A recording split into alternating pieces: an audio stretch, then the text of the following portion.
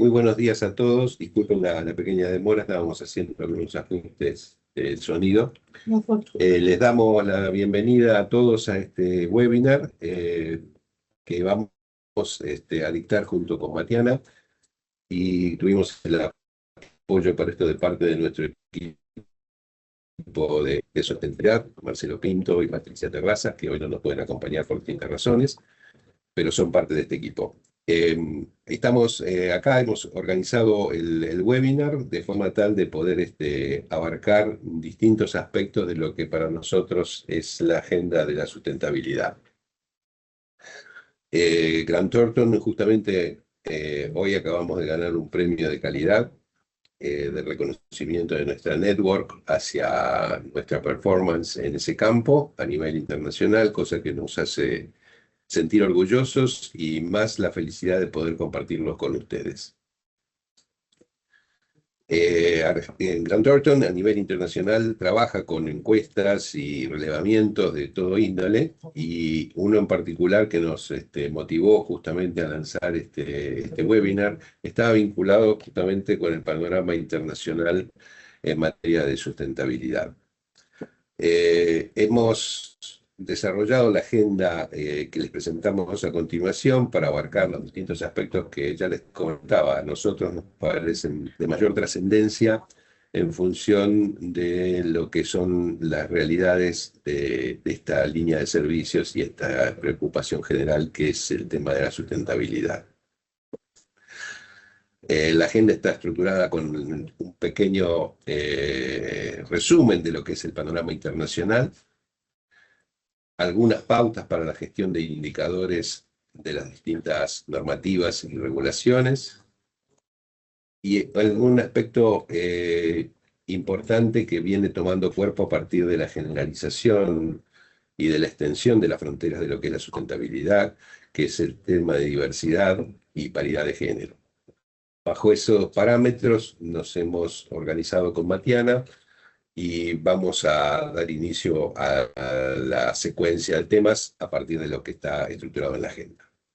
Bueno, hola, ¿qué tal? Buenos días a todos. Gracias por estar del otro lado. Un gusto para nosotros poder llegar a fin de año y poder compartir con ustedes todo lo que fuimos trabajando, descubriendo, aprendiendo junto con nuestros clientes, aprendiendo junto a la red de Grant Thornton con respecto a este tema que todo el tiempo está evolucionando, todo el tiempo está creciendo. Y nuestra idea del día de hoy es sencillamente compartir con ustedes aquellas cosas que fuimos reflexionando junto con Alejandro a lo largo de este 2024. Con suerte será una serie de webinars que podamos repetir y podamos seguir compartiendo y contando las cosas que vamos descubriendo y que vamos creando. Así que bueno, como dijo Ale, el primer tema es el panorama internacional. La verdad, ustedes tienen el chat de la reunión cuando quieran comentar algo o aportar algo, están bienvenidos. Están Rocío y Gasti de Marketing también atentos a comentarios y preguntas. Y nuestra idea es hacerlo compartido, charlar con ustedes. Sí, no es un tema discursivo, ¿no? Acá no estamos para dar lecciones, sino para compartir experiencias. Bien, así que bueno, arrancamos un poquito con el panorama internacional. Un poco para darles contexto, Grant Thornton tiene el IBR, que es el International Business Report, que son una serie de informes y estudios que va sacando, que se generan centralmente desde Londres, Inglaterra, en el cual se entrevistan a 10.000 ejecutivos en 150 países. Argentina, la región, Perú, están todos representados en este conjunto de países, y se realiza desde el año 1992. Tiene 3 focos principales el IBR, vamos a hablar de 2 de ellos en este webinar. El primero está fuera del alcance de pero que es súper interesante, que es el índice de optimismo empresarial, donde les preguntamos a los ejecutivos a los ejecutivos de todo el mundo cómo creen que va a ser su próximo año, y de ahí se crea un índice especial de Grant Thornton, que es el de optimismo. Tenemos el segundo que sale, sale trimestralmente, el segundo que sale anualmente, que es el de Women in Business, que de ese vamos a hablar dentro de un ratito. Vamos a hablar cuando hablemos un poco de diversidad en el puesto de trabajo, del rol de las mujeres y cómo va evolucionando la paridad de género. Este sale anualmente, ahora ya estamos preparando el 2025 con un montón de novedades. Y tenemos este último, que es Camino a la Sustentabilidad, que es el que vamos a hablar ahora con Ale, que sale también anualmente y que habla de dónde están paradas las empresas en el mundo con respecto a iniciativas sustentables. ¿Qué las motiva? ¿Qué no las motiva? ¿Qué piensan que van a hacer en el próximo año? ¿Qué dificultades están encontrando? Todo esto trata y va siguiendo Grant Thornton a lo largo de los años cómo se va evolucionando ese mercado. Así que si les parece, vamos a hablar primero de este informe. Sí, lo primero que se pregunta el informe cuando arranca es ¿qué motiva a las empresas a adoptar un enfoque sustentable, un enfoque de iniciativas sustentables? ¿Es el mercado? ¿Es el entorno regulatorio? Y lo pone un poco separado entre estos dos ítems. ¿Es el mercado el que va a llevar a las empresas a evolucionar hacia iniciativas sustentables o es la creación y adquisición de leyes lo que va a llevar? ¿Alguno tiene una idea? ¿Alguien que quiera compartir en el chat qué piensa que es? En su experiencia, digamos, ¿cuál es lo que ha motivado alguna de las prácticas en sustentabilidad en su propio entorno? Sí. Les damos unos minutitos para que nos cuenten Maylin dice el mercado. el mercado. Anaí también dice el mercado. ¿Alguien más piensa que es el mercado?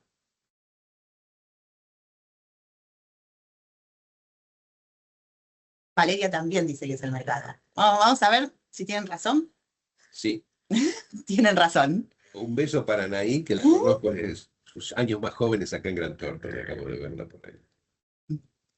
Básicamente, es el mercado. Y acá hay como una evolución que dice el estudio, y dice que en el año 2020, cuando le preguntaban a los consumidores si iban a gastar un poquito más de plata en algo que supieran que es sostenible, el 53% decía que sí, que podía gastar un poquito más en algo que sabía que era una opción sostenible desde el lado de sus componentes, del lado de su estilo de fabricación, de lo que sea.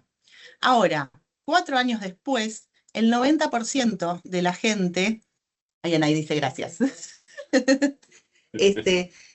90% de las personas dice que gasta más en opciones sostenibles. O sea que claramente el mercado es Sí.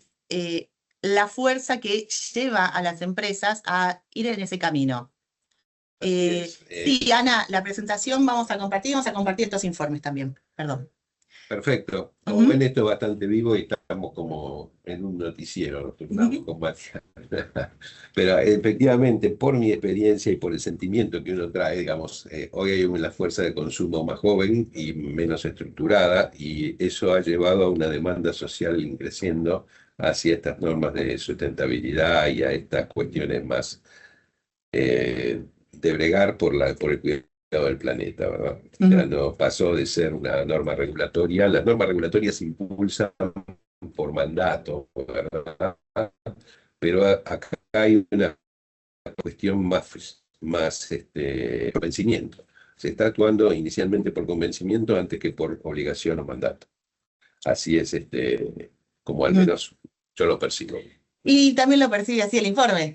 Bueno, Miren que coincidimos con eso. también lo perciben así, porque si vemos aquí tenemos 19%, las empresas invierten en acciones de sustentabilidad por reputación de la marca, el 14% por competencia, el 11% por la posibilidad de acceder a un mercado de capitales o de financiamiento más diferenciado, que son los bonos verdes, etc. El 9% ya tiene que ver con el propósito de la empresa, y el 8% porque se lo piden, están de alguna manera en una cadena de suministros en la cual sus proveedores o sus clientes les empiezan a pedir también iniciativas o formas de producción sustentable. Esto es importante marcarlo porque así como se dio en otros ámbitos donde regulaciones hacia empresas más grandes derivan en desarrollos de proveedores más específicos a sus necesidades, como fueron las matrices productivas, en esto también hay como una cascada de requerimiento, ¿no? Entonces, a partir de la empresa principal, los proveedores de esa empresa principal van a ser de alguna forma llevados a cumplir con determinados parámetros que tienen que cubrir las necesidades de su cliente. Y eso provoca la necesidad en la cadena de ir desarrollando prácticas relativas a cumplimentar estos requerimientos de sustentabilidad. Bien, entonces nos preguntamos, ¿dónde está en todos estos números lo regulatorio? Menos del 7% de las empresas dicen que las regulaciones son el principal factor para iniciar acciones de sustentabilidad. Ahora bien, por otro lado, el panorama regulatorio es cada vez más complejo. Tenemos las normas de la Unión Europea, tenemos las normativas de la SEC. Entonces, de alguna manera, si bien el mercado es el que lleva para adelante, las regulaciones son las que nos van a ordenar y obligar a actuar de una manera quizás un poco más coordinada y un poco más general que acciones iniciales de cada una de las organizaciones. Exactamente. ¿Mm? Entonces también cuando vamos a nuestras empresas, a nuestros clientes, esto se hizo alrededor del mundo, les preguntamos a nuestros clientes dónde están parados con respecto a sostenibilidad, encontramos que están en algunos de los lugares. Armamos como lo que se llama el ciclo de la sostenibilidad y hay como 4 instancias que en realidad se están retroalimentando todo el tiempo, porque es dinámico y porque las empresas no están siempre en el mismo lugar. Exactamente, habrá empresas que están en el nivel de la estrategia de sustentabilidad, las que primero empiezan a pensar en los objetivos de sustentabilidad y cuál es su posicionamiento de marca, qué es la demanda inicial del mercado, o sea, dar respuesta a esa demanda.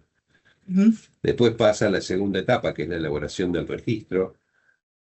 O sea, ¿qué datos voy a medir? ¿Para qué y cómo? ¿Y cómo me aseguro que esos datos sean confiables? Digamos, esto es un ejercicio de prueba y error inicialmente, donde se buscan los datos que a veces están ocultos, no por una cuestión negativa, sino por el trajín del día a día. Se dan por hechas determinadas situaciones o no se registran determinados inputs que terminan siendo necesarios para después justificar determinadas acciones en el marco de la sustentabilidad. Eso se resumiría, digamos, en un reporte, que es el que proporciona la información hacia terceros o a stakeholders, y eso genera o alimenta la creación de políticas y programas que a su vez responden a la estrategia y así se va retroalimentando el círculo. Ahora, lo que queremos es preguntarles a ustedes si están trabajando en organizaciones que de alguna manera entiendo que es su interés sostenibilidad, o ¿dónde están? Ahí no ven la presentación. ¿El resto ven la presentación? ¿Sí? Bueno. Ah, bueno. ¿Se ven? Bueno, Bueno. Ok, seguimos. ¿Dónde estaría su empresa? ¿Dónde piensan ustedes que está hoy su empresa con respecto a la sostenibilidad? ¿Se animan a pensarlo rápidamente? ¿Estamos en una instancia de estrategia? ¿Estamos buscando los primeros datos, creando el primer informe? ¿O estamos ya desarrollando políticas que realimientan y redefinen nuestra estrategia? ¿Alguno quiere poner dónde piensa estar? Estrategia atendiendo al registro, dice Perfecto. Valerio. ¿Alguno más? Bueno, cuando nosotros vamos entonces y preguntamos, mejora del informe, sí, es una etapa bastante común. Y acá es donde están nuestros clientes hoy. O sea, como algunos de ustedes ya están, la mayoría de nuestros clientes están en ese punto hoy. Están o formulando la estrategia, o recuperando los datos, o creando sus primeras versiones de informe de sostenibilidad.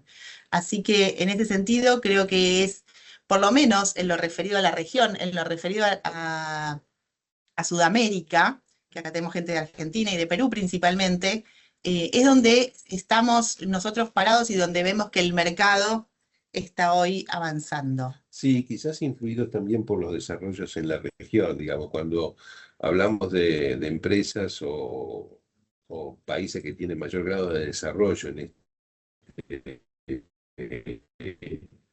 estos puntos, es porque han tenido también una mayor inversión en la sustentabilidad.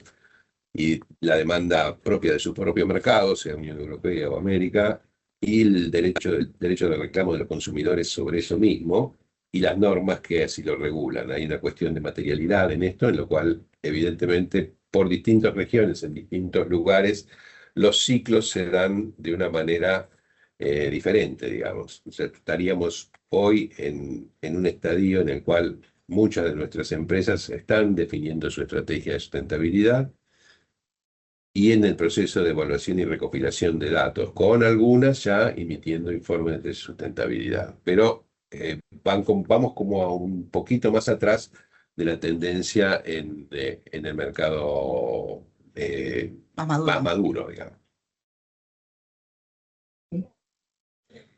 Y acá tenemos un poquito de números con respecto a nuestros clientes, más o menos, y tenemos que el 52% de los clientes está más en la fase de estrategia y recopilación de datos, o sea que lo que ustedes están comentando y lo que nosotros vemos tiene sentido, y el 48% está un poquito más avanzado en la fase de presentación de informe. Ahora bien, ahí es donde estamos nosotros con respecto a las empresas. Cada empresa está en algún estadio de ese ciclo. Pero también lo que hace el informe, lo que pregunta el informe es dónde está el mundo. O sea, dónde están los países, dónde están las regiones orientadas en este camino hacia un futuro más sostenible. Entonces va a encontrar cuatro etapas o cuatro estadios que tienen, ¿no? Por ejemplo, el primero es África, o sea, la etapa de descubrimiento, donde la mayor parte de las empresas de ese país está dando los primeros pasos, no hay presión regulatoria, no hay, hay poco o casi nada acceso al financiamiento y hay una necesidad de trabajar con las cuestiones más básicas o iniciativas que no sean muy costosas, por ejemplo, separación de residuos, ¿no? Van por ese lado y están tratando de trabajar en cómo vincular las cuestiones de sostenibilidad en sus estrategias de negocios. Si seguimos avanzando, tenemos otros ejemplos, otro grupo de empresas que están en otros países que tienen que ver que son países donde no hay mucha carga regulatoria, pero que tienen la presión por ingresar en mercados que sí la tienen. Este es el caso típico de Estados Unidos, que de golpe no tiene tanta carga interna, pero sí, al hacer negocios con otros países, tiene que hacer algún tipo de iniciativas. Y claramente tiene mucho acceso al financiamiento. Entonces, acá lo que se recomienda o lo que están trabajando en estos países tiene que ver con trabajar mejor con los indicadores y con los reportes, evitar lo que es el greenwashing, si quieren, ¿no? Esto de mostrar una iniciativa de sostenibilidad que quizás no es tal. Entonces, eso es donde se recomiendan a estos países. Después tenemos sí. La evolución, digamos, empresas que tienen una participación en la cadena de suministro mundial con alto nivel de inversión. Entonces, ellos han pasado parte de todos los estadios y están entrando en mercados o en consumidores que reclaman determinada cuestión más masiva. Es el caso de Asia-Pacífico. Sí, y tiene que ver que en el sentido de que Asia-Pacífico son los países que se dedican como al comercio exterior por excelencia, están en casi todas las cadenas de valor. Y abastecen a casi todo el mundo. Sí. Entonces, ahí lo que se trabaja es el tema de datos para que sean precisos y trabajan más en el financiamiento, en cómo financiar todas estas regulaciones y todas estas implementaciones y tratar de garantizar que la recopilación de datos sea precisa, sea completa. Y finalmente, tenemos los mercados más maduros, si quieren, que ya atravesaron las otras fases, que tienen una regulación alta, que tienen un mercado alto, un mercado interno, que son Europa y el Reino Unido, ¿sí? Y acá lo que se trabaja es en simplificar estándares, en simplificar la normativa y en trabajar en el financiamiento. ¿Mm? También cuando vamos hacia el mundo y les preguntamos dónde están, dividimos a lo que es el mercado en dos empresas, en dos grupos, perdón. Los que no iniciaron nada de sostenibilidad, de ese grupo un 93% dijo que va a aplicar alguna medida, cualquiera sea esa medida, en los próximos 12 meses, lo cual es una buena señal. Ahora, si vamos del otro lado, aquellos que ya iniciaron o que hicieron medidas, el 65% seguirá creando estrategias, lo cual no es una señal tan Sí, buena, digamos ¿no? que es como que se hubiera debilitado la primera instancia, quizás producto del tema de acceso a financiamiento o de distintas cuestiones más de carácter económico que sopesan en ese momento de la toma de decisiones, pero llama la atención de que solo el 65% decida seguir creando estrategias o aplicando metodologías que lo lleven hacia un mejor estándar de sustentabilidad.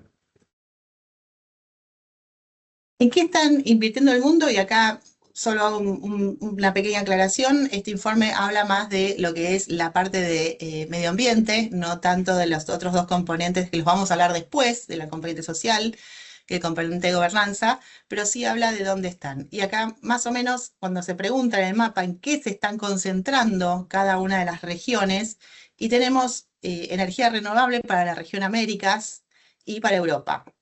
África está en el paso más de gestión de residuos, en gestión del agua, y como ya dijimos, sobre todo Asia, que está muy involucrada en la cadena de valor global, está trabajando en la cadena de suministros y en adquisiciones sostenibles.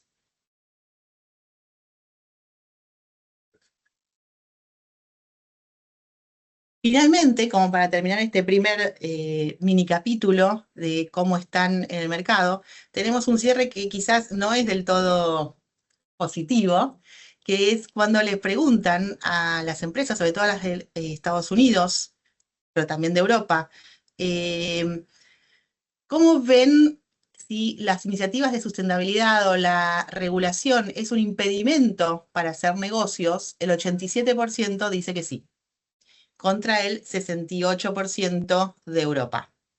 Con lo Estamos cual, sí, hablando, es cierto que no estamos hablando de empresas grandes, sino estamos hablando de empresas medianas que se supone abastecen hay empresas más a grandes. empresas más grandes. En ese mapa, digamos, yo creo que hay un cierto como cansancio en ese punto, digamos, porque implica un esfuerzo muy grande y romper determinadas barreras culturales. Entonces, en ese punto hay un tema de financiamiento, se me ocurre de costo de oportunidad y de sucesión generacional, podríamos decir. Me parece que la cuestión o la respuesta vienen por ahí. Ujú. Así que todavía hay que trabajar más en el mercado, hay que trabajar en las regulaciones, hay que trabajar en las iniciativas para que no se empiece a ver como un impedimento, sino como realmente iniciativas que hablan del Sí, futuro de nuestro y de nuestros y negocios. una oportunidad para diferenciarse, digamos. Yo creo que en la medida en que se tome la posta de decir, bueno, la verdad que esto vino para quedarse y nos convencemos de que es un Mm. camino a seguir, indudablemente en las cadenas de valor eso va a tener un premio. ¿Lleva más tiempo? Puede ser, pero no me parece que sea una cuestión que se abandone en forma inmediata o se transforme en algo como customizable o un commodity en ese punto. Bien, buenísimo. Terminamos el primer mini capítulo de esto. Perfecto. Venimos bien. ¿Alguna pregunta? ¿Algo para aclarar o avanzamos? Bueno, avanzamos entonces. Avanzamos. A ver, Vamos a hablar ahora de la gestión de indicadores. exactamente. Vamos a hacer un paneo de cómo estamos en ese punto y básicamente a lo que apuntan, qué herramientas y elementos tenemos que tener en cuenta a la hora de medir y de establecer o definir los indicadores. ¿Mm? ¿Qué son? Bueno, herramientas que permiten evaluar el desempeño de un sistema o organización en sus tres impactos, el ambiental, el social y el económico. A eso nos referimos y ¿Cuál es la ventaja de trabajar con set de indicadores? Y nos permite elaborar un informe para transmitir qué fue lo que qué es lo que hacemos para defender la sustentabilidad, para mostrarnos de la manera en que queremos hacer las cosas de una manera transparente, de una manera amigable con el medio ambiente y con respeto hacia nuestros recursos humanos. Ahí avanzamos hacia los indicadores que tenemos, los que de carácter ambiental, que tenemos con temas de huellas de carbono, huella hídrica, eficiencia energética, biodiversidad, manejo de residuos.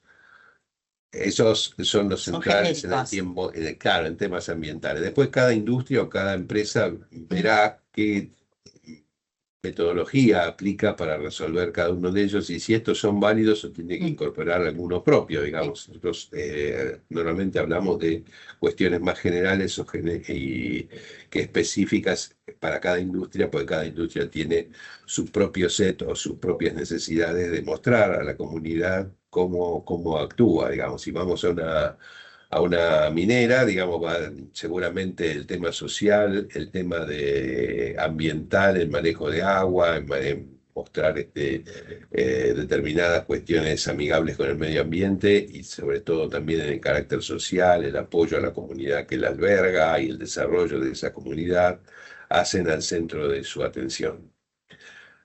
Por eso esto va de una forma, empieza de una forma más orientada al tema ambiental, pero deriva en un montón de cuestiones que lo hacen absolutamente transversal al criterio de sustentabilidad, digamos. No es solamente una cuestión económica o meramente económica, sino que atraviesa tanto la gobernabilidad como los impactos sociales que tiene el emprendimiento o la acción concreta de la actividad humana sobre el medio ambiente y sus distintas aristas. Indicadores sociales, ahí tenemos, por ejemplo, hay casos de acceso a la educación, o sea, cómo la empresa contribuye a mejorar en su ámbito, en la educación o las barreras culturales que están inmersas en la comunidad donde actúa. Mejorar empleo, mejorar niveles de pobreza, condiciones laborales, cuestiones de género. Sí, después estos tenemos indicadores económicos. Estos en realidad, asumo lo que dijo Ale, son indicadores genéricos. Después en unos minutitos más vamos a ver que hay como ciertos estándares y ciertas metodologías. Esto es para tener una idea de cuando abrimos el mapa de todos los indicadores con los que podemos trabajar, tenemos un poco estos indicadores ambientales, sociales, que son los más tradicionales, si quieren, pero también podemos, de gobernanza y gestión, también el cumplimiento de normativas, el cumplimiento de la responsabilidad social corporativa, etcétera. También tenemos indicadores económicos, ¿no? Cómo impacta en nuestros estados financieros nuestras acciones de sostenibilidad, cómo las financiamos, cuál es la rentabilidad, cuáles son nuestra inversión en energías renovables. Capital natural, que es un término que a mí me gusta mucho, porque uno siempre habla de capital social, de capital, y en realidad cuánto vale nuestros ecosistemas, cuánto valen nuestros suelos, nuestros recursos renovables. Eso tiene algún valor que se tiene que poder identificar y medir. Y otro que también me gusta mucho es el de resiliencia y adaptación. Tiene que ver con, bueno, cómo nos adaptamos. Claramente el medio ambiente cambia, estamos cambiando, las formas de que producimos impactan. Bueno, cómo de alguna manera el medio ambiente y nosotros como organización respondemos a eso, cómo nos adaptamos. Y por último, los de gobernanza. Perdón. No, nada. Los de gobernanza y gestión, que eso es más regulatorio, digamos, ¿no? Pero hace a la operación de la empresa, digamos. No podría haber una gestión de sustentabilidad sin que existiera un nivel de gobernanza adecuado. Más allá de que te lo exija o no una norma determinada o una ley, eso impone una responsabilidad. Pero también está la otra, la responsabilidad social misma de la empresa en no avanzar o respetar los límites que la sociedad le impone, ¿no? O que el buen criterio. criterio impone. Ahora bien, a todos estos indicadores genéricos, en realidad, lo que tenemos es una serie de estándares que existen hoy en día y marcos de referencia sobre las cuales se trabajan. Tenemos sobre la base de la pirámide las regulaciones, que son los estándares de la SEC, los estándares de la Comunidad Europea.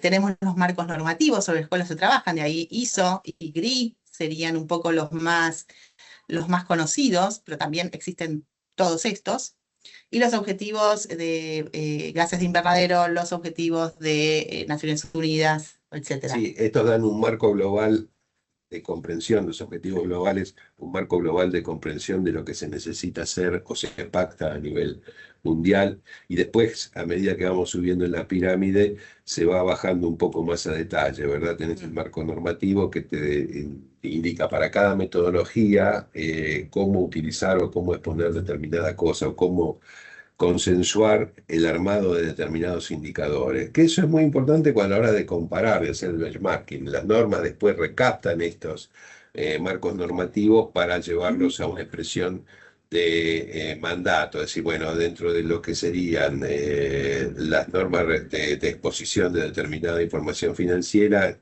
existen hoy ya dos regulaciones en las cuales te indican cuál es el impacto o qué debe decirse, qué información incluir en los estados financieros de este carácter y su referencia también a tema de clima, que son las NIF 1 y 2 de Sí, sustentabilidad. pero eso no lo spoilemos. No lo spoiler, simplemente lo anticipo.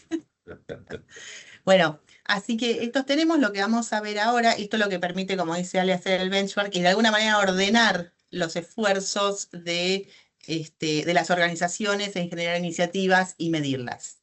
Lo que nos permite es tener contra qué medimos también. Sí, y un parámetro de comparación, ¿verdad? O sea, sabemos que la huella de carbono se mide con estos parámetros y tener la huella de carbono para la industria determinada es tal, y si estamos más lejos o más cerca de ese parámetro nos da una pauta de comportamiento. Y también nos permite compararnos con otros que han hecho mejores o peores prácticas y bueno, ver un poquito de situarnos en la relación de fuerzas que tenemos con respecto a nuestros competidores o con empresas que están en el mismo segmento productivo.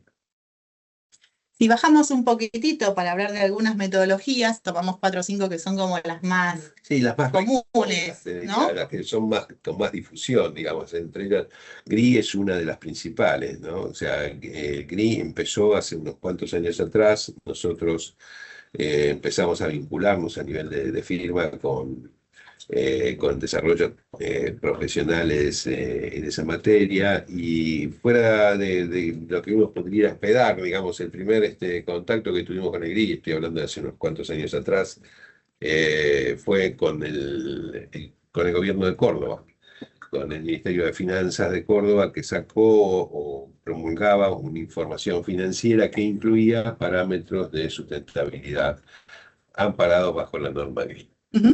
Bien, después tenemos el GHG Protocol, Sí, que es el que calcula las emisiones y gases de invernadero. Tenemos las ISOs, que permiten certificar las Sí. 14.001 y la 26.000. Sí, la 14.001 en particular es similar establece básicamente un protocolo de acción, digamos, nos indica la forma de trabajar con metodologías sustentables y con elaboración de estrategias, a todos los pasos que técnicamente debiéramos cubrir para poder desarrollar adecuadamente la estrategia y después aplicar procedimientos a la captura de los datos y tener fiabilidad en ese punto.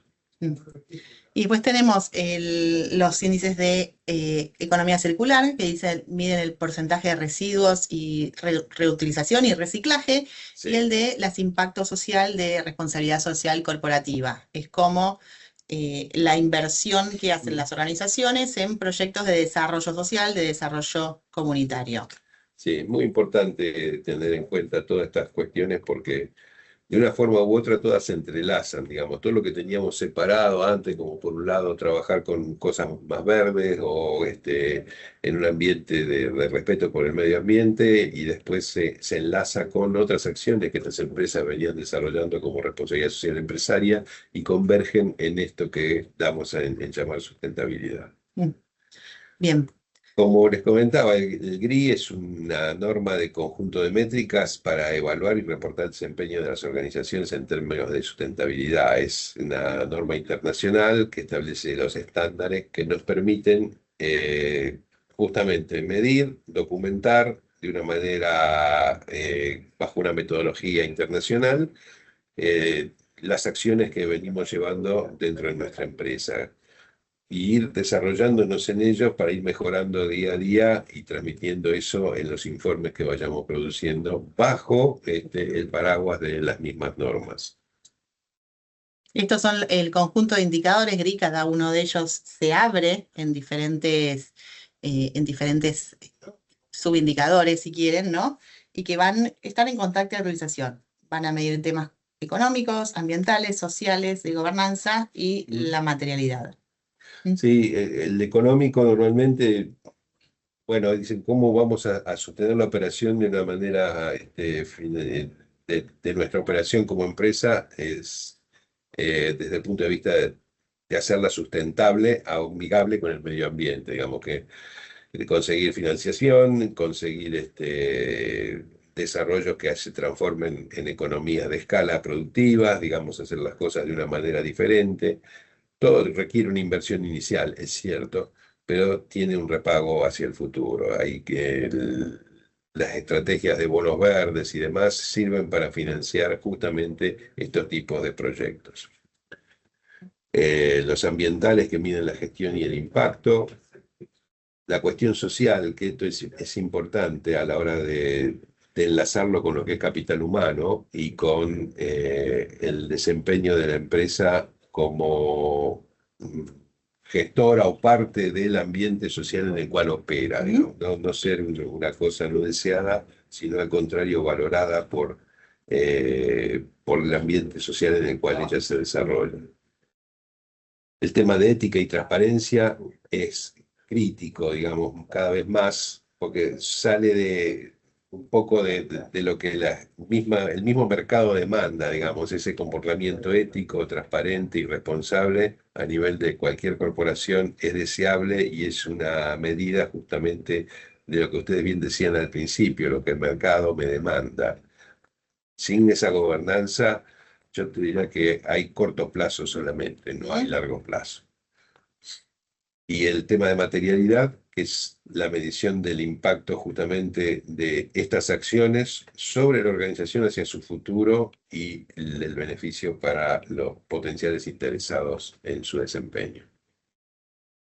Bueno, vamos hacia otro set de indicadores, que es el de Greenhouse Gas Protocol, que tiene que ver con hacer el cálculo de huella de carbono y el cálculo de las emisiones de gases que se generan a través de toda la cadena de valor. Acá lo importante de que mide, si bien no vamos a profundizar en esto, no es que mide solamente lo que produce la empresa en sus costos directos, sino también en lo que sucede hacia adelante y hacia atrás de la cadena de valor. Exactamente. Sí, hay mucho impacto sobre todo en lo que se llama última milla, ¿no? En las cadenas de distribución, porque eso impacta también en las logísticas de las compañías, dónde organizarse, cómo trabajar mejor sus productos para evitar justamente esos traslados, ¿no? El de última milla normalmente es el tema de justamente la distribución de productos. O sea, ahí tenemos una acumulación de efectos negativos o de consumo y generación de la marca negativa de huella de carbono que hay que compensar. Y en eso es clave poder construir esa logística. Estas mediciones, hay un estándar, como ustedes deben saber, que está fijado a nivel internacional para determinadas industrias y en determinadas situaciones, poder establecer cuánto es el efecto de huella de carbono que viene generado por kilowatt hora o por uso de energía fósil y demás, Y eso se trasunta en una medida de uso que es la que tenemos que llevar a niveles aceptables, ¿verdad? A niveles de comparación y a niveles aceptables. Requerirá algún grado de inversión adicional para poder tratarla, pero es así. Es básicamente un estándar. Finalmente, otro que vamos a mencionar acá son los indicadores que aparecen en los estados contables ya, ¿no? Que son las NIF S1 y las NIF S2. Eso es lo que Ale estaba spoileando hace unos minutos. ¿Querés contarle, Ale, vos que sos el contador de este equipo? Bueno, estoy un poco oxidado como contador, pero estoy bien todavía. Las NIF S1 y S2 vienen justamente a ordenar un poco la presentación como parte integrante de la información financiera de ciertas mediciones y de ciertos impactos en la cadena socioambiental de las empresas. Entonces, han venido recientemente a justamente apuntar a poder difundir adecuadamente dentro de los estados financieros como una parte integral de los mismos. ¿Qué acciones de sustentabilidad y qué efectos está generando la empresa que informa en sus estados financieros sus resultados y sus acciones del año? Y la NIF-F2 es básicamente referida a cambio climático y apunta más a cómo afecta el desempeño financiero futuro, las potenciales acciones o inacciones en este campo en una estrategia de largo plazo. Ahora bien, nosotros venimos trabajando, empezamos a trabajar muy fuertemente, vaya hace años que venimos trabajando muy fuertemente en ayudar a nuestros clientes en desarrollar reportes de sostenibilidad, desarrollar y o certificar reportes de sustentabilidad y venimos trabajando en conjunto. Todo este trabajo nos enseñó mucho y nos dejó muchas lecciones aprendidas, que son las que queremos compartir con ustedes ahora, y sumar, si ustedes tienen alguna otra que hayan aprendido en su momento, para compartir con esta comunidad. Vamos a empezar de abajo hacia arriba. Dale. La primera hay que ser pacientes. La verdad es que lleva mucho más tiempo del que uno planea, y esto les diría que casi es una ley. Sí. Nos pasa que vienen los clientes que te dicen, necesito en 30 días, 40 días armar y va a estar difícil. Sí. Eso es lo primero que decimos. A ver, acá hay un trabajo que es entre las dos partes, ¿verdad? Tanto la organización, que tiene que tener maduro su estructura de respaldo a la sustentabilidad, en cuanto a recursos afectados, en cuanto a información disponible, compromiso de las distintas áreas. Yo veo honestamente el reporte como un embudo, ¿verdad? En el cual tenemos dos frentes y dos puntos focales que se abren en distintas ramas. Por un lado el de la empresa y por el lado del consultor que lo puede estar ayudando. Y los dos convergen en la producción de ese informe. Esos puntos focales del lado del informante, digamos, el que tiene que producir la información, tiene que centrar la información y concentrarse en obtener los datos y que las distintas líneas o distintos involucrados le reporten la información que se necesita en el tiempo preciso. Eso sin un plan adecuado generalmente tropieza. No digo que fracase, pero sí va a llevar más tiempo para poder justamente ordenar. Ale, acá tenemos una pregunta de Martina, Sí. que dice, ¿cuál sería el tiempo promedio ideal para finalizar un reporte? ¿Cuánto puede llevar? Y estábamos Tiene que ver pensando, mucho con cuánta información claro, disponible. ¿qué información disponible tengas, Martina? Lo ideal, honestamente, creo que no debería llevar menos de 4 meses. Era el número que tenía en mi mente. Sí. La experiencia más optimista es, miren, la verdad es que 4 meses podemos producir un informe realista, digamos. Si no, bueno, va a ser un informe con ciertas limitaciones, producto justamente de que en todo esto se va aprendiendo a partir de los errores, ¿verdad? O sea, nosotros, nadie nace sabiendo, esto se va poniendo en práctica y uno va viendo con qué dificultades se va encontrando. Yo insisto, la clave acá es poder relevar los datos, que esos datos sean confiables y que estén disponibles para poder exponerlos. No, es una cuestión de entrenamiento y de conocimiento, capas de conocimiento acumulado, o sea, no es de la noche a la mañana, no va a salir así. Y tener en cuenta que el primer reporte es como el primer panqueque. Claro, Siempre sale con alguna claro, en la medida que uno va generando nuevos reportes, va a ir mejorando. Sí. Y esto, Si sí, me permitís, el punto central me parece acá es respetar la información que se va a emitir, definir qué se va a emitir, sobre qué estamos seguros de poder emitir, y a partir de ahí poder justamente armar un set de información que sea sustentable y responda mm, a las necesidades de sus stakeholders. Aunque sean mínimas, después se va a ir enriqueciendo con el tiempo porque eso va acumulando datos, digamos. No puedo pretender sacar los mismos datos con las mismas fuentes de hace 2 años y que tengan la misma confiabilidad que lo que voy a estar sacando hoy. Si es que no lo hice antes. ¿Entienden? El primer hito va a ser, tenemos este año y estamos seguros sobre este año, sí. Bueno, el año que viene pondremos 2 años, mejoraremos un poco más el nivel de información que tendremos y vamos a ir construyendo en el tiempo ese estadio de maduración. sí. Un informe completo con información acumulada fehaciente y demás, y lleva entre 3 y 5 años más o menos. Claro, ahora vamos a eso. Pero primero repasamos un poquitito todo lo que dimos, lleva más tiempo. 4 meses es un tiempo prudente como para empezar a hablar de algo más o menos completo, pero hay que ser realista en cuanto a qué información tenemos, porque a veces uno siente que va a buscar más información de lo que en realidad la organización tiene o que no es fiable. Otra cosa que decía Ale recién, que tiene que ver con la definición previa de la materialidad, qué cosas críticas, qué son las que tenemos que mostrar. Y eso lleva un tiempo, no se define y no se define, como dice Ale, en un primer reporte. Uno va como acercándose con las diferentes versiones o los diferentes años en que emite un reporte.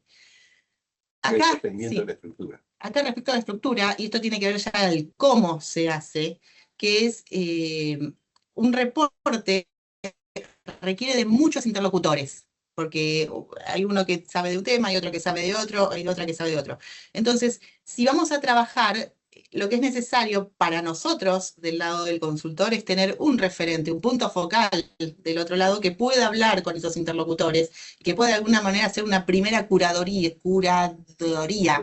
del contenido para que esté más prolijo o esté más organizado el trabajo. Entonces eso es importante. Del lado nuestro también hay muchos expertos, porque tenemos los expertos en comunicación, los expertos en sostenibilidad, los expertos en los diferentes temas.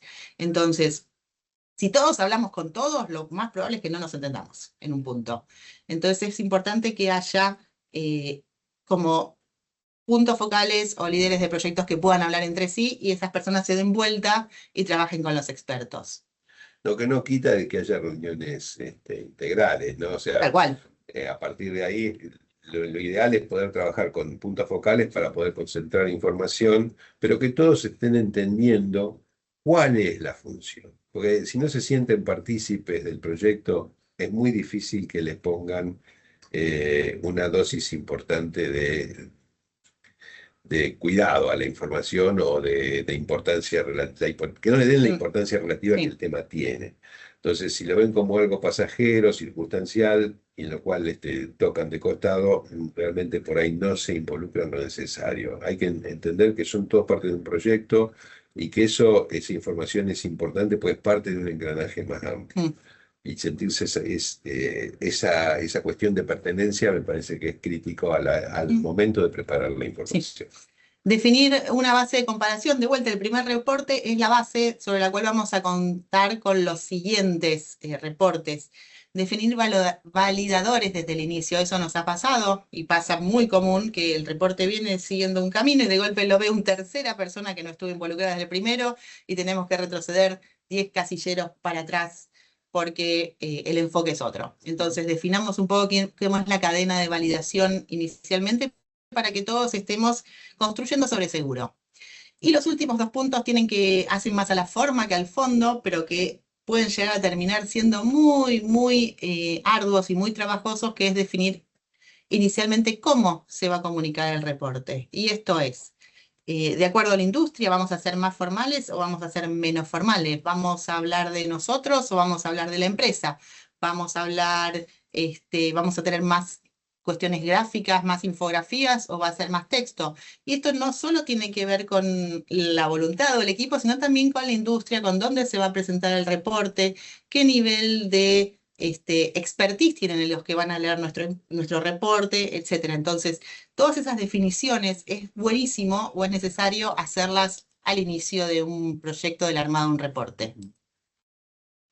Y como decía Ale, este es un proceso iterativo, este es un proceso que lleva bastante tiempo y no esperamos sacarla completa a la primera, sino que nuestros informes o nuestra experiencia nos dice que para tener un reporte sólido y confiable vamos a tener que iterar 3 o 5 reportes más o menos. Vamos a tener que yo estar... creo que por ahí con 3 ya es bastante maduro. A 5 años, lógicamente, uno va aprendiendo y va incorporando cosas nuevas, porque indudablemente la Y forma la de cadena producir, la cadena de aparte. valor cambia, podés transmitir a los proveedores determinadas cuestiones que van mejorando la relación y en la producción de las bases que necesitas para armar tu producto. En fin, hay una serie de cuestiones que hacen al desarrollo cultural dentro de la misma esquema de producción, también el tema de distribución. O sea, hay toda una serie de mejoras que se van a ir dando en el tiempo y que hacen que a los 5 años tengamos un reporte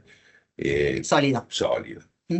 Bien, bueno, con esto terminamos el tema de gestión de indicadores y reportes. ¿Alguna pregunta o comentario o avanzamos?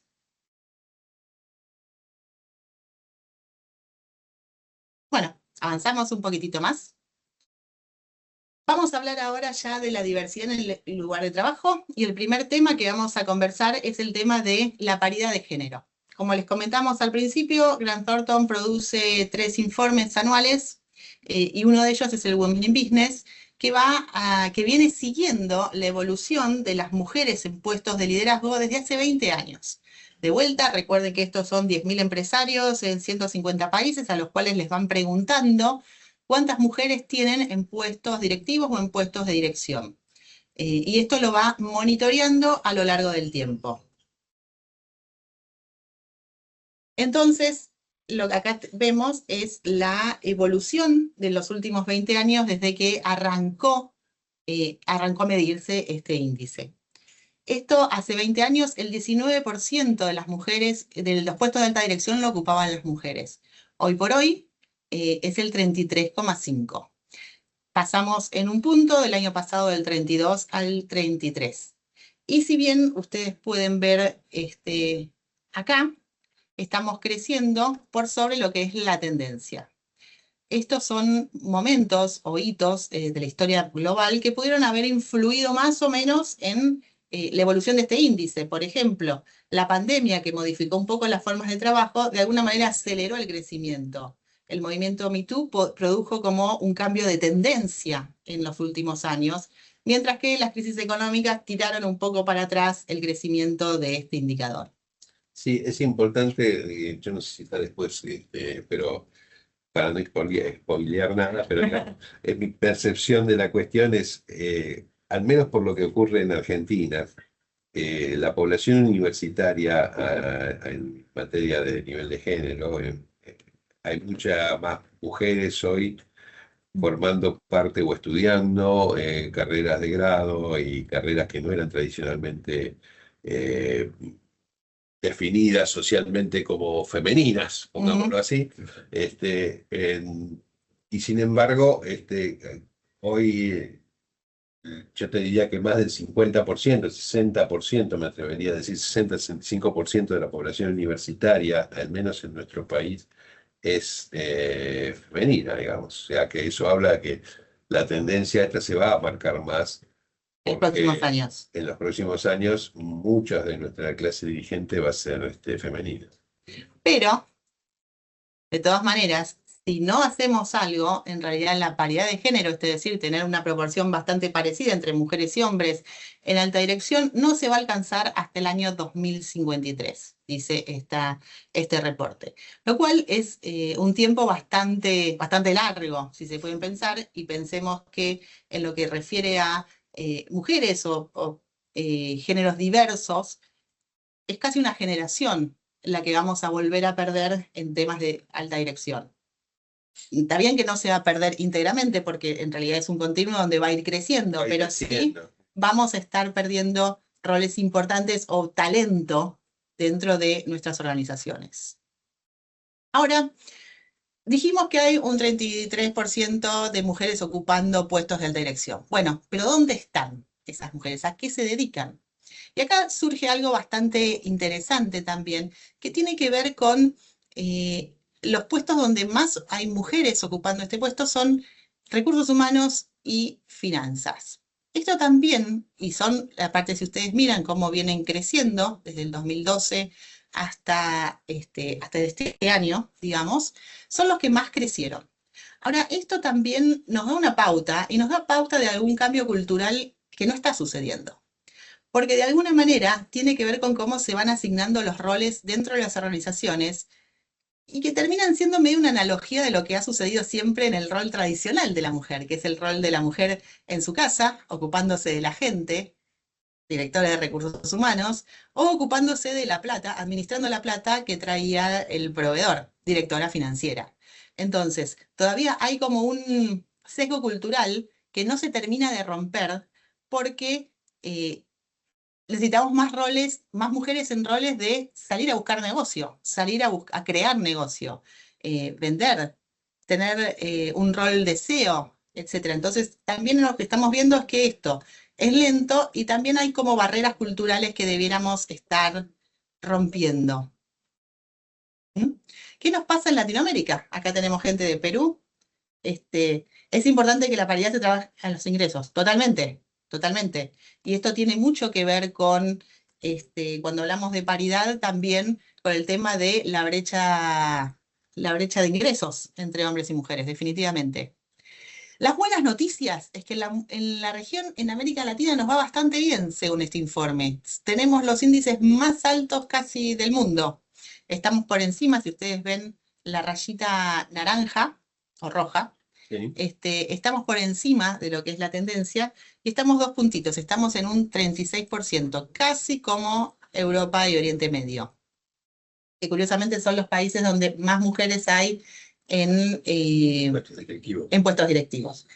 Yo creo, acá tengo una interpretación que es mía, no tanto del informe, que tiene que ver un poco con las empresas familiares, que como América Latina, África, son economías donde cual la riqueza familiar se va transmitiendo de generación en generación, entonces es más probable que haya mujeres en lugares de decisión.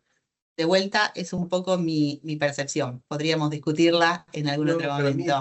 tiene relación con lo que charlábamos recién, el tema de la formación universitaria. Eso demuestra que no solo pasa en Argentina, sino que puede pasar en el resto de nuestra región, en lo cual la mujer toma un protagonismo trascendente al momento de elegir su carrera y desarrollarse profesionalmente. Como que hay una cuestión generacional y que la entiendo propia porque yo la viví en su momento, digamos, en el sentido de que vos eras parte de una estructura social en la cual la mujer estaba en la casa cuidando a los chicos y ya, y pasabas a una situación en la cual yo lo veía en nuestra estudio universitario, digamos, el 75% eran varones y el 25% eran Ujú. mujeres. Después cambió dramáticamente en los años siguientes y terminamos siendo 60-40 y hoy para mí está invertido, está el 65-35. Mm. Entonces, todavía tenemos un camino por recorrer, todavía tenemos 20 años supuestamente por delante hasta alcanzar la paridad. Pero la idea es cómo lo podemos acelerar, cómo podemos trabajar un poquito más para que este proceso sea más acelerado y no perdamos tanto talento de mujeres, de géneros diversos, para crear entornos más diversos. Entonces, lo que dice el estudio nos recomienda 3 cosas. Lo primero es el liderazgo. Esto tiene que estar liderado por una mujer, tiene que haber alguien que sea alta directiva, que empuje esto. No alcanza con tener un equipo de diversidad e inclusión dentro de las organizaciones, sino que tiene que haber un sponsor, y ese sponsor idealmente tendría que ser alguna mujer. Que hay que trabajar con una estrategia, que hay que trabajar para medir, que hay que trabajar con objetivos claros y específicos de diversidad que se puedan medir, que sean sostenibles en el tiempo, que que se vayan retroalimentando con los cambios en el contexto. Entonces también tiene que trabajar, y otra vez que se revise la forma de trabajo. La forma de trabajo tiene que ver con este crecimiento que hubo por sobre la tendencia de los últimos años a raíz de la pandemia.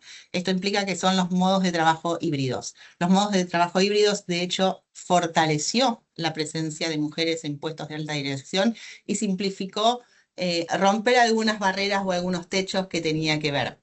De hecho, Sonia pregunta algo que ya lo contestamos, porque tiene un dato re interesante y yo ahí les voy a hacer un spoiler del informe de 2025. Ok. Pero hay un dato que es muy importante que tiene que ver con que con esto vieron que las empresas de tecnología o las empresas en Estados Unidos están volviendo hacia las oficinas. Volvió a caer en Estados Unidos el tema de mujeres en puestos de CEO.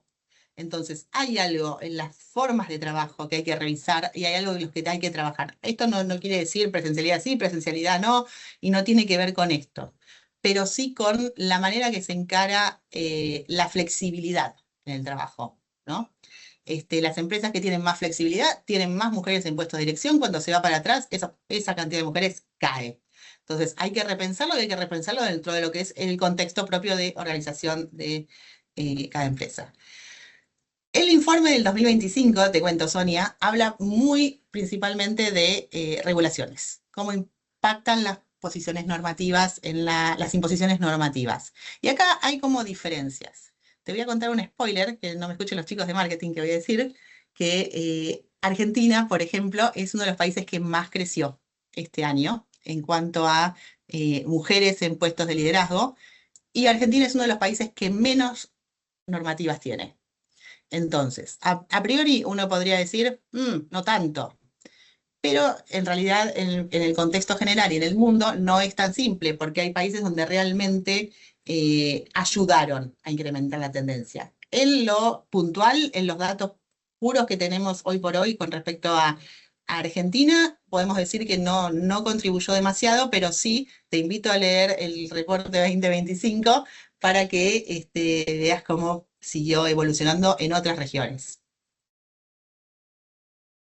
Bien, entonces, como conclusión de este mini capitulito, estamos hablando de la transparencia, de trabajar en ser transparentes y tener claros los objetivos, a dónde vamos y cómo los logramos, dónde queremos estar con respecto a esto.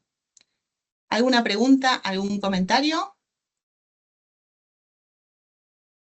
Bueno, entonces avanzamos a todo esto. Como veníamos diciendo, tenemos un tema de paridad que es muy lento. Tenemos en el 2053, vamos a alcanzar quizás equipos directivos mixtos completamente. Sin embargo, nosotros hoy por hoy tenemos, el tema es instalado, pero hoy por hoy tenemos ciertas conversaciones con los clientes. Y acá lo que tenemos son frases textuales que nos fueron diciendo los clientes a lo largo del año, en algún tema, en algunas organizaciones puntuales, ¿no? Por ejemplo, tengo que llenar una terna diversa, pero no tengo gente. Yo tengo la obligación y quiero tener una terna diversa para presentar para un puesto de dirección, pero no tengo mujeres. ¿Dónde están? ¿Dónde las encuentro? Otro cliente nos decía, bueno, nosotros tenemos todo, tenemos los baños mixtos, tenemos políticas diferenciadas, pero no nos están cambiando nuestros índices de diversidad. Otro dice lo que venía comentando Alejandro, no hay mujeres en ciencia, en tecnología, en ingeniería, ¿dónde están estas mujeres? No las encuentro, no puedo llenar las ternas, ¿sí? Y otros comentarios que también tenemos es, tenemos muchas mujeres en los niveles más bajos de la organización, pero a medida que vamos creciendo las vamos perdiendo. ¿Dónde están? ¿A qué se dedican? ¿Por qué las perdemos? Estas son realmente textuales que fuimos encontrando a lo largo de este año. No nos vamos mucho más para atrás, sino nos vamos a conversaciones que tuvimos, donde lo que nos damos cuenta, el tema está instalado, el tema de paridad de género está, y que ninguna empresa hoy por hoy te va a decir, a mí este tema no me importa. Pero sin embargo, por algún motivo, encontramos una pared. Por algún motivo nos encontramos con algo que nos impide seguir avanzando y lograrlo. Que no están, que tengo alguna barrera cultural, lo que sea. Entonces, tenemos que pensar, bueno, ¿dónde están esos factores? ¿Por qué todavía no vamos muy lentos? ¿Por qué todavía no logramos la paridad? ¿Qué no estamos viendo con respecto a crear una comunidad laboral diversa, equitativa, inclusiva? ¿Cómo hacemos? ¿Dónde lo podemos medir? Entonces, acá con el equipo estuvimos trabajando mucho y dándole mucho pensamiento a este tema. Y también empezamos a trabajar con lo que son todos los reportes del Women in Business en los últimos 20 años. Y creamos esta herramienta que tiene que ver con el Diversity Assessment Tool, que nos permite identificar y medir un poco más cuáles son las causas y por qué hay brechas de género en las organizaciones. Ya no en el mercado, ya no en el mundo, ya no todo, sino en una organización. ¿Qué pasa? ¿Por qué? ¿Dónde tenemos acá esas trabas? Que pueden ser comunes a todas las organizaciones o pueden no serlo. Nos basamos, como les comentaba, en 20 años de investigación del Women in Business y en nuestra experiencia de creación de herramientas de análisis y medición. ¿Qué queríamos? Monitorear las percepciones de los colaboradores sobre el compromiso que la empresa tiene sobre el desarrollo de diversidad e inclusión de género. Y acá es importante trabajar sobre el concepto también percepciones, porque a veces uno tiene las políticas implementadas o tiene algo creado, pero por alguna manera no se percibe como tal. Entonces, entender por qué, dónde están esos agujeros, dónde están esas brechas.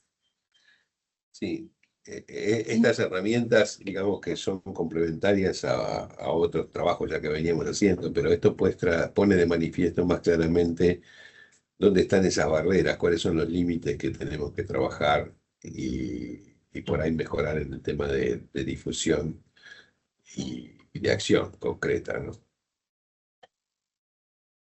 Entonces, encontramos que hay dos ejes sobre los que queríamos trabajar.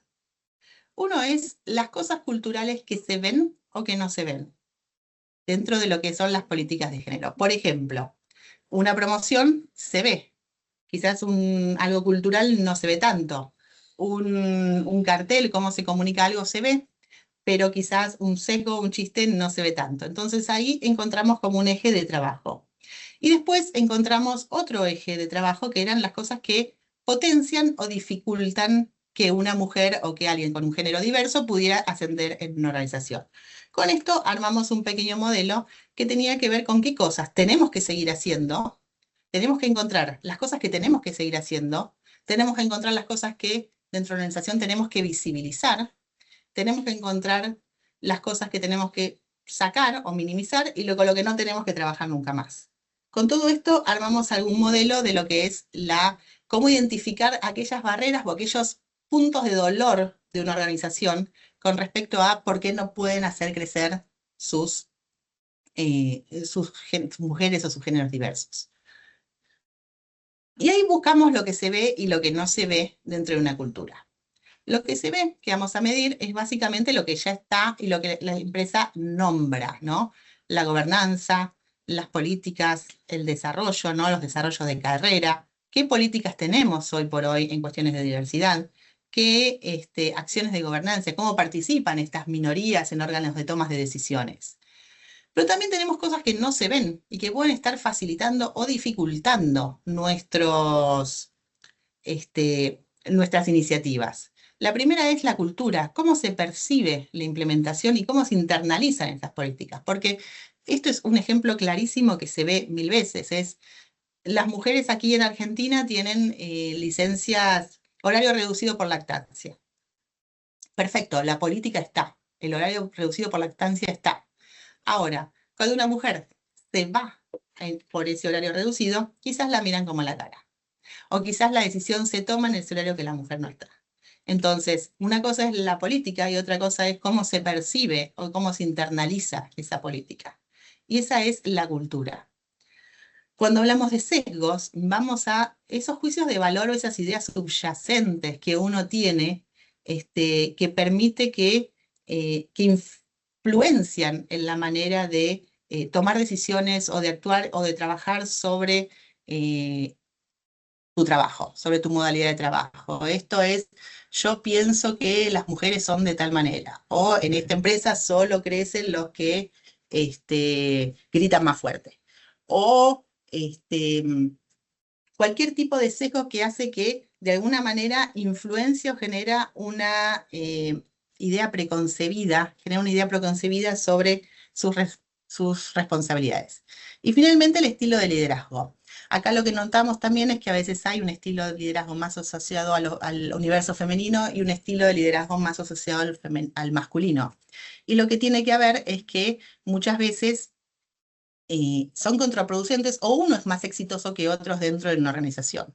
Entonces, ¿cómo nosotros podemos medir o entender cuál es el estilo de liderazgo que es más fuerte dentro de una organización? Entonces, con todo este mapa en mente, aquellas cosas que se ven, aquellas cosas que no se ven, cómo nosotros vamos creando, armamos nuestra herramienta para medir nuestro modelo de assessment. Porque dentro de esas 6 dimensiones, aquellas que son visibles y aquellas que no son visibles, lo que tenemos es elementos que nos bloquean el desarrollo y elementos que nos facilitan el desarrollo. Por ejemplo, que nos facilita tener comunicaciones con enfoque de género, blanquear cuáles son las creencias y los supuestos compartidos. No significa que sean si quieren positivos, pero sí que estén blanqueados, que se entienda a dónde vamos.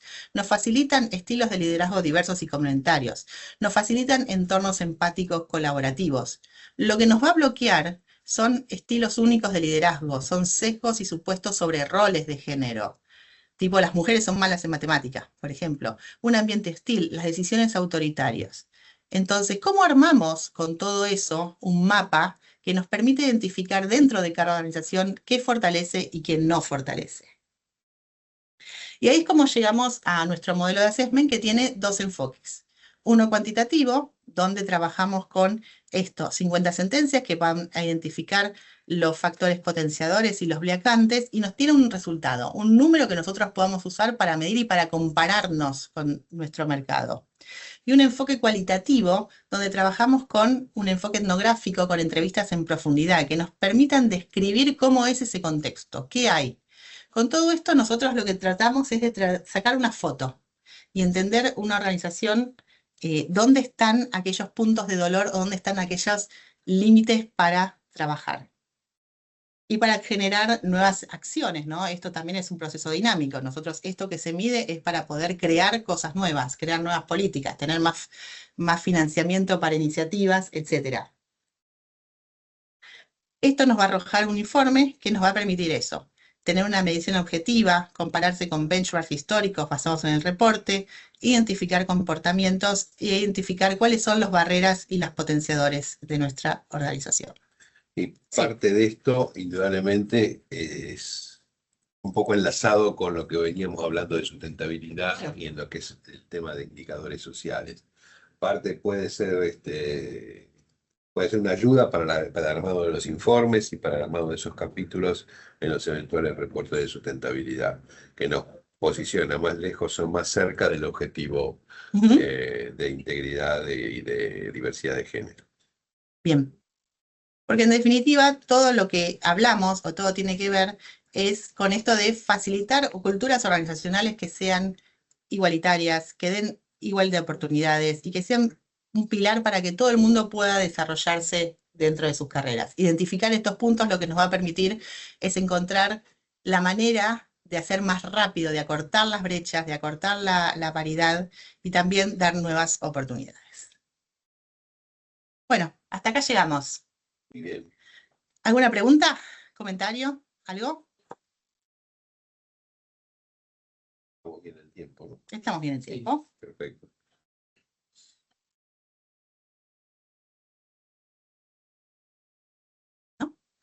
Bueno, entonces, Les agradecemos la participación y esperamos que les haya sido atractivo este webinar y será el primero de alguna serie que sí, estaremos desarrollando con Matiana y el resto del equipo. estamos en contacto y cualquier cosa nos pueden ubicar. Muchas gracias a todos. Bueno, muchas gracias. Gracias a los comentarios. Gracias, por favor. Hasta luego. Todos bienvenidos. Chao.